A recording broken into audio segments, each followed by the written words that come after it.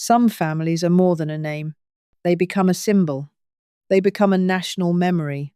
They become a collection of photographs so familiar that people begin to believe they understand the people inside them. For America, the Kennedy family was once exactly that. They were not royalty in the legal sense. There were no crowns, no thrones, no palaces inherited by blood. And yet, for much of the 20th century, the Kennedys occupied a place in the American imagination that felt strangely close to royalty. They had wealth, they had beauty, they had ambition, they had tragedy. They had young men with perfect smiles and public destinies. They had women who stood beside them in pearls, gloves, black dresses, campaign photographs, funeral processions, and newspaper clippings. The country watched them as if their private lives belonged to history before they had even finished living them. And standing inside that world, for more than 2 decades, was a woman whose face appeared again and again in the margins of the Kennedy story. She was photographed beside power. She was introduced by a famous surname. She was expected to be graceful, loyal, composed, and silent. Her name was Joan Bennett Kennedy. To many people, she was simply Ted Kennedy's first wife. To others, she was the beautiful blonde woman who stood beside him after scandal. To the press, she became a shorthand for fragility, for addiction, for the private costs of a public life. But those descriptions are too small. They do not explain the girl she was before the Kennedy name. They do not explain the music she loved. They do not explain the pressure of entering a family that treated image as destiny. They do not explain what it meant to be a woman inside a political dynasty that demanded strength, but only of a certain kind. They do not explain how a person can be visible for decades and still remain largely unseen. Joan Bennett Kennedy's life was not a simple tragedy. It was not merely the story of a woman who married into a powerful family and suffered under its weight. It was also the story of a sensitive person placed inside a world that did not reward sensitivity. A woman asked to absorb betrayal, grief, public scandal, political pressure, and personal loss, while continuing to appear elegant enough for the cameras. Before she became part of the Kennedy myth, she was Virginia Joan Bennett. She was born into a world of comfort, order, and expectation. It was the kind of world where manners mattered, where religion shaped daily life, where family reputation was not an abstract thing but a living force. People were expected to know how to behave, how to speak, how to dress, and how to carry themselves in public. This was not the world of loud emotion.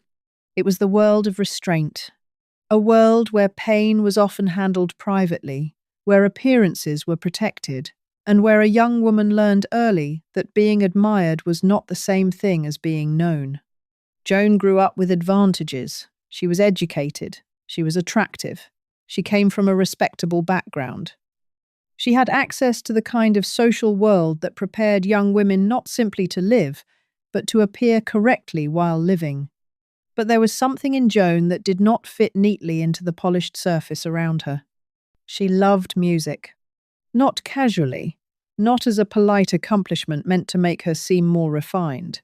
Joan loved the piano in a way that suggested a private interior life, deeper than the roles she would later be asked to play. Music gave her a language that was not political, not social, not performative.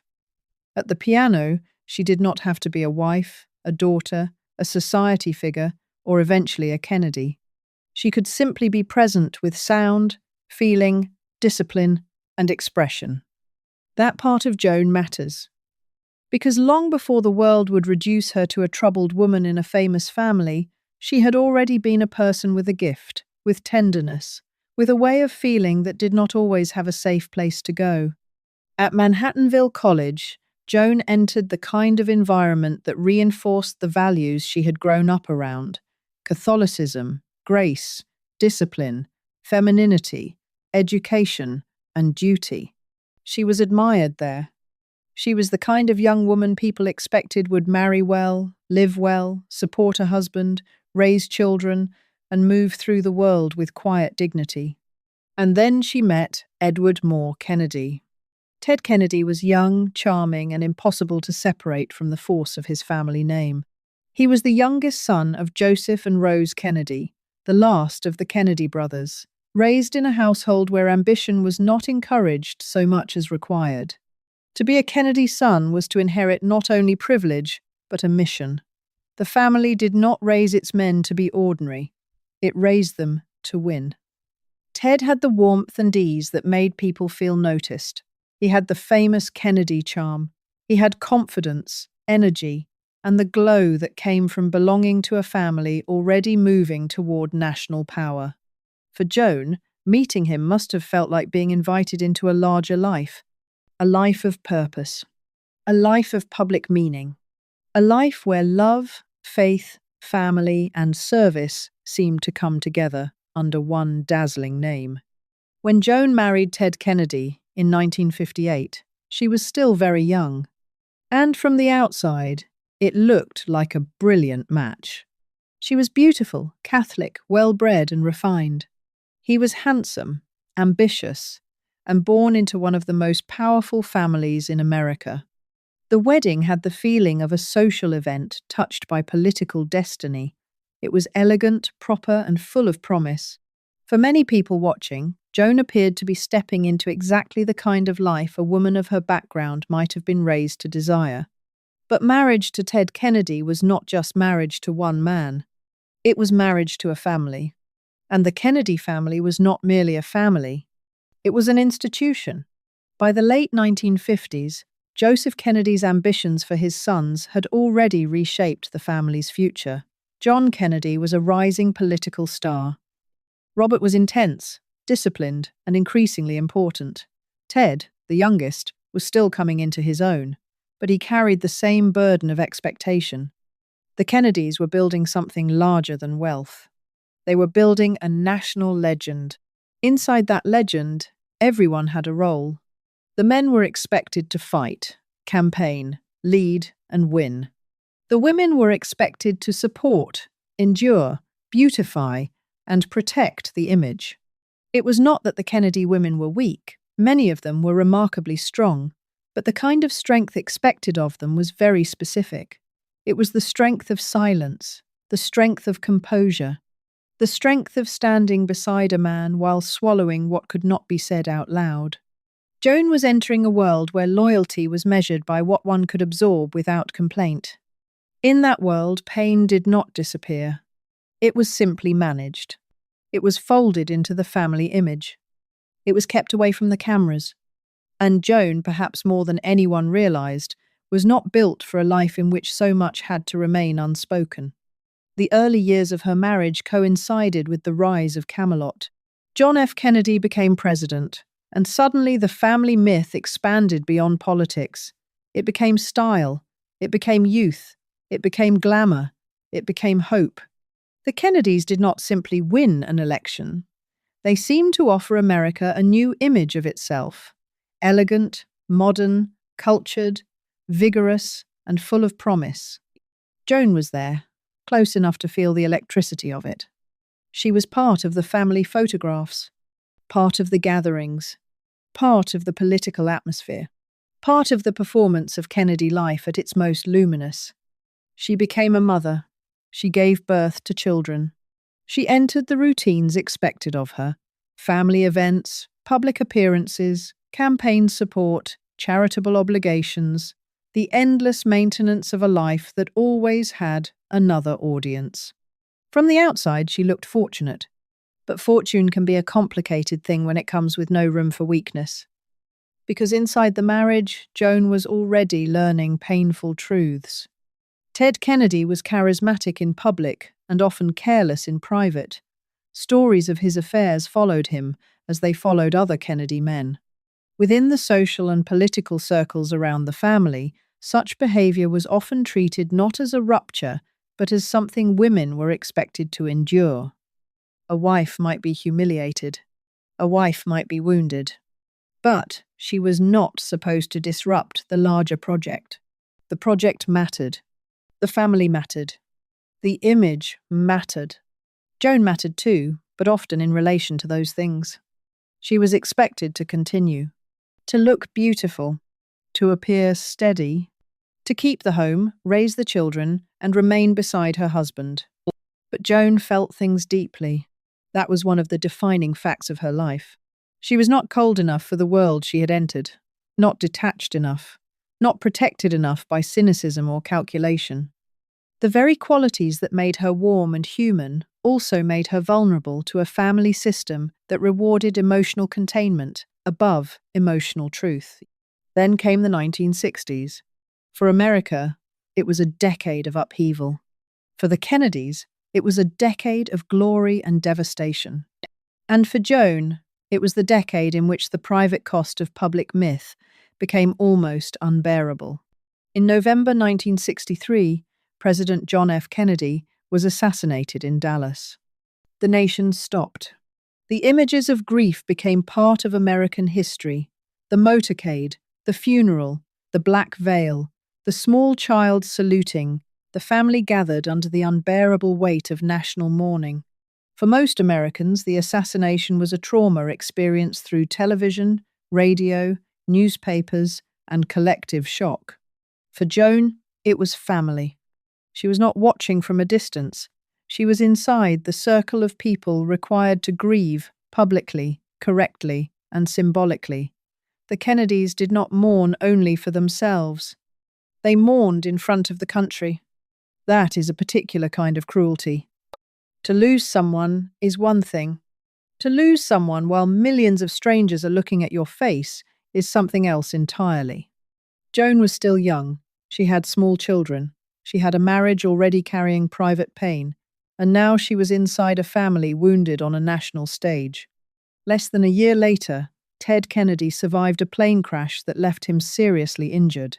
The accident killed others and nearly ended Ted's life. Joan again found herself required to step into a role shaped by crisis. She supported, appeared, helped, and endured. Then, in 1968, Robert Kennedy was assassinated. Another brother. Another public murder. Another funeral. Another moment when the family had to transform private horror into national ceremony. It is difficult to imagine what repeated trauma like that does to a person when there is no space to collapse. Joan was expected to absorb it all: the fear, the grief, the instability, the sense that violence could enter the family again and again. And all of this unfolded inside a marriage that did not give her the emotional shelter she needed. Her drinking, which would later become one of the defining elements in the public version of her life, did not emerge from nowhere. It began in a world where alcohol was everywhere, where social drinking was normal, where emotional distress could be softened for a few hours by a glass in the hand. For someone carrying pain quietly, alcohol can appear at first not as destruction, but as relief. A way to get through the evening. A way to steady oneself before an appearance. A way to sleep. A way to silence what cannot be spoken. But relief can become dependence. And dependence can become another form of captivity. Joan's struggles with alcohol would become public over time, but the public often misunderstood them because it saw the symptom more clearly than the wound. It saw the drinking. It did not always see the marriage. It saw the incidents. It did not always see the years of pressure that came before them. It saw a woman falling apart. It did not always ask what had been holding her together. Then came Chappaquiddick. In July 1969, Ted Kennedy attended a gathering on Chappaquiddick Island, off Martha's Vineyard. Later that night, he drove away with Mary Jo Kopechny, a young woman who had worked on Robert Kennedy's campaign. The car went off a bridge into the water. Ted survived. Mary Jo did not. The details of what happened that night, and especially what happened afterward, would haunt Ted Kennedy's political life for decades. His delay in reporting the accident, the unanswered questions, the legal and moral implications, all of it became part of one of the most infamous scandals in American political history. But there was another person pulled into the aftermath. Joan. She had not been at the gathering. She had not caused the accident. She had no control over what had happened on that dark road near that bridge in those early hours. And yet, almost immediately, she became part of the public management of the crisis. The wife had to appear. The wife had to stand by. The wife had to help make the damaged image look less damaged. This is one of the most painful aspects of Joan Kennedy's story. She was made to carry consequences for events she had no power to prevent. Mary Jo Chappaquiddick was dead. Ted Kennedy was under scrutiny. The Kennedy political machine moved to contain the fallout. And Joan, already worn down by years of grief, marital betrayal, public expectation, and personal vulnerability, was expected to become a symbol of loyalty. It is easy, decades later, to say that she should have refused. But that assumes a kind of freedom she may not have felt she possessed. Joan had spent her adult life inside a family culture where duty was everything. She had been trained by her background, by her religion, by her era, and by her marriage to preserve appearances. To stand beside one's husband was not merely a personal choice, it was a social command. And so she stood there. The image of the loyal wife did its work. But images have a cost. For Joan, Chappaquiddick was not simply a political scandal around her husband. It was a moral and emotional burden layered on top of everything else she had been asked to bear. There was the death of a young woman. There was the public humiliation. There was the knowledge that her own marriage, already fragile, was now tied forever to an event that could never be explained cleanly enough to heal. After Chappaquiddick, something in the Kennedy myth changed. The image was still powerful, but the cracks were more visible. Ted would remain a major political figure, but the presidency that had once seemed almost like inheritance began to slip further away. And Joan, once again, continued. That word appears again and again in her life. Continued.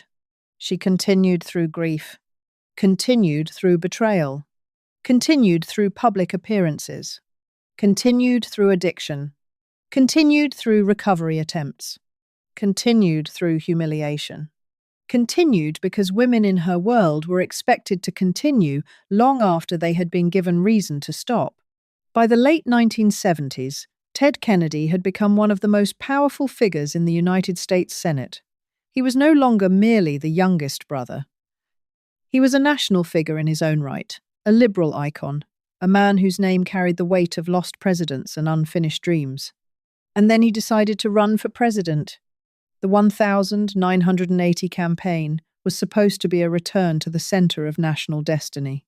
For years, people had wondered whether Ted would try to reclaim the Kennedy place in the White House. To supporters, he represented the continuation of a dream interrupted by assassination. But the timing was difficult. The country was troubled. Jimmy Carter's presidency was under strain. The Democratic Party was divided.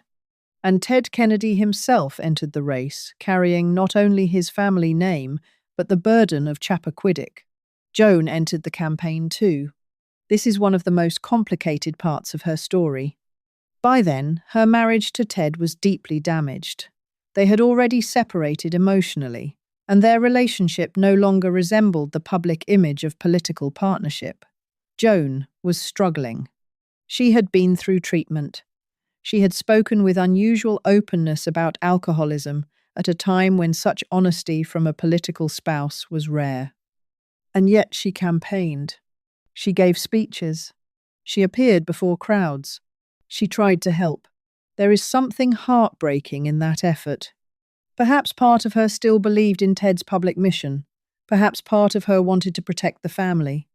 Perhaps part of her had spent so many years inside the Kennedy world that stepping away from its demands felt almost impossible.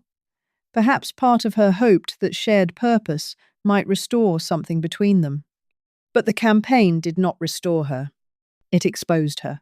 The press watched Joan intensely.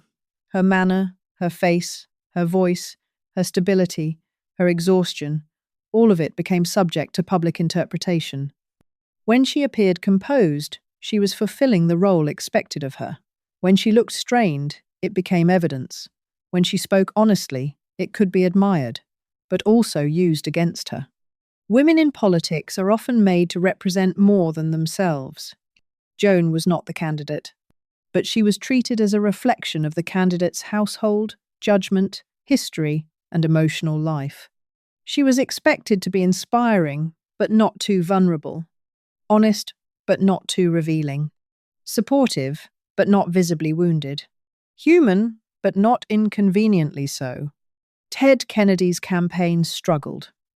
His famous inability, in a major interview, to clearly explain why he wanted to be president damaged him badly. The campaign never fully recovered. The dream of another Kennedy presidency faded. And when the campaign ended, the marriage moved toward its final collapse. For Joan, leaving the marriage meant leaving not only a husband, but an identity that had consumed most of her adult life. She had entered the Kennedy world as a young woman. She left it middle-aged, wounded, and famous in ways she had never chosen.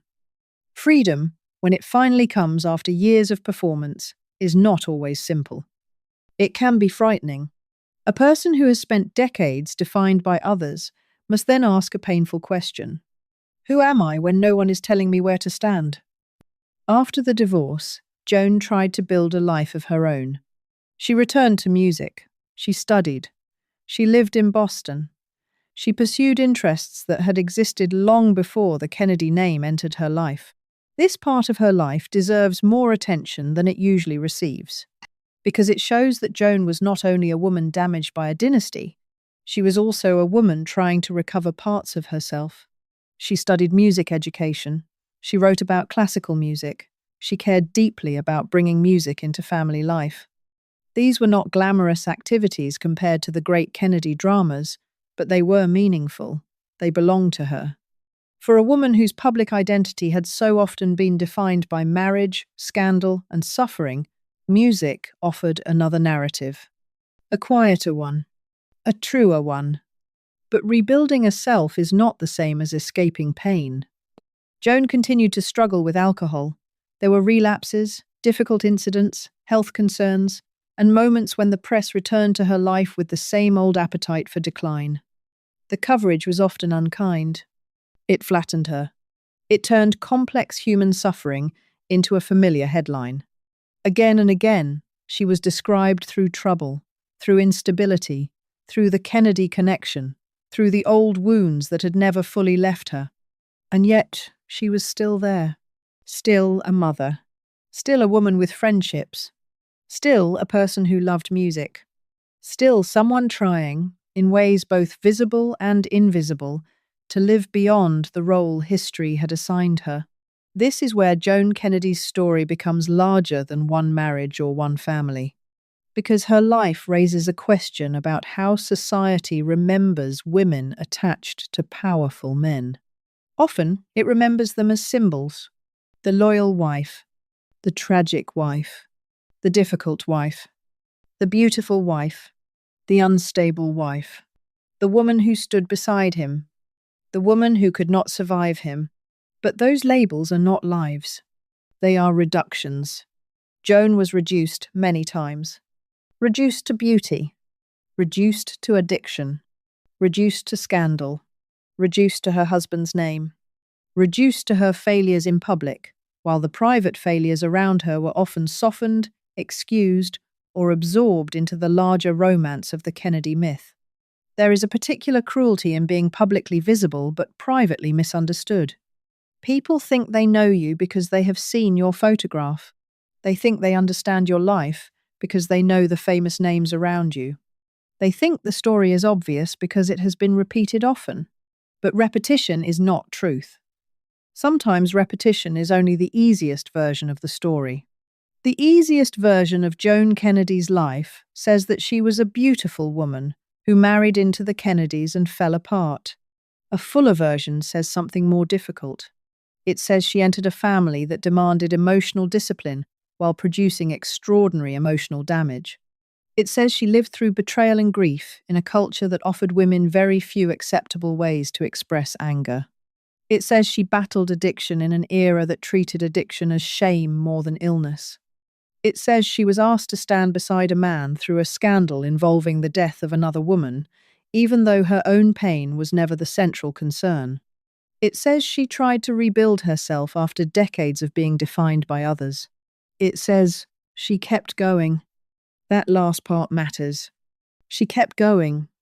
Not perfectly, not easily, not always gracefully, but she continued to live, to love her children, to return to music, to seek treatment, to speak at times with honesty, and to remain present in a world that had often treated her presence as useful only when it served someone else's story. Her children became central to her later life. They were also part of the complicated inheritance of the Kennedy family. To be a Kennedy child was never simply to be a child. It was to grow up under the pressure of a famous name, surrounded by history before one had the chance to make a private self. Joan loved her children deeply. Her role as a mother is essential to understanding her, because motherhood was one place where the public story often failed to capture the private reality. She was not merely a political wife. She was a woman raising children inside a family haunted by death, expectation, and scrutiny. Her youngest son, Patrick Kennedy, would later become a major voice in conversations about mental health and addiction. His openness helped shift public discussion in ways earlier generations could barely imagine. In that sense, Joan's pain did not vanish into silence entirely. Some part of it became language. Some part of it became advocacy. Some part of it helped make possible a world in which people could speak more honestly about suffering that had once been hidden behind polished doors. But Joan's later life also held devastating loss. Her daughter, Cara Kennedy, died in 2011. There are losses that cannot be folded neatly into a biography. The death of a child is not an event one moves past. It becomes part of the weather of a life. It changes the air around everything that follows. For Joan, who had already endured so much grief, Cara's death was another wound of the deepest kind. Ted Kennedy had died 2 years earlier, in 2009. Whatever their marriage had been, and it had been loving, painful, damaging, complicated, and historically significant, Ted remained part of Joan's life story. He was the man who had brought her into the Kennedy world, the father of her children, the source of much of her public identity, and also the source of much of her pain. Life does not always allow clean categories. People can hurt one another and still remain bound by history. A marriage can end and still shape everything that follows. A person can leave a family and still never fully escape its shadow. Joan's final years were quieter. Boston remained important to her. Music remained part of her identity. Privacy, after decades of exposure, may have been one of the few forms of peace available to her.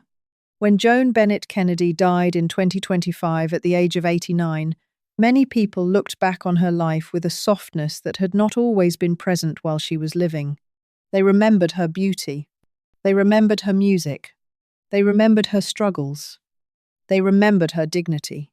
They remembered, sometimes belatedly, that she had endured an extraordinary amount.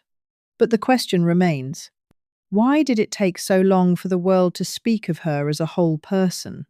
Why did Joan Kennedy have to be old, removed from the center of politics, and finally gone before many people could fully acknowledge the complexity of what she had lived through? Part of the answer lies in the way public memory works. Public memory prefers simple shapes. Heroes, villains, victims, scandals, comebacks, falls from grace. But real lives resist those shapes. Joan was not simply a victim. She was not simply a tragic wife. She was not simply an alcoholic. She was not simply a woman destroyed by the Kennedys. She was a person with gifts, wounds, contradictions, loyalties, disappointments, and endurance. She made choices. Some of them were painful. Some of them were shaped by forces larger than herself. Some of them were attempts to survive, circumstances most people will never have to face. To tell her story fairly is not to pretend she was flawless. It is to refuse to reduce her to the parts of her life that were easiest to sensationalize. There is something deeply revealing about the way people responded to Joan. When Kennedy men behaved recklessly, their behavior was often folded into a mythology of appetite, charm, and masculine excess. When Kennedy women suffered visibly, their suffering was often treated as personal weakness. That imbalance says a great deal. It says something about gender. It says something about class. It says something about politics. It says something about the way powerful families protect their central figures and sacrifice those at the edges. Joan lived near the center of power, but she was not the center of power. She lived inside the myth, but she did not control the myth. She was expected to decorate the story, not author it. And when the story hurt her, there was no easy way for her to say so, without becoming a problem for the people invested in keeping the legend intact. That may be the deepest tragedy of her life. Not simply that she suffered, but that her suffering was inconvenient to the image of the world she had married into. The Kennedys were called American royalty. But every court has its casualties.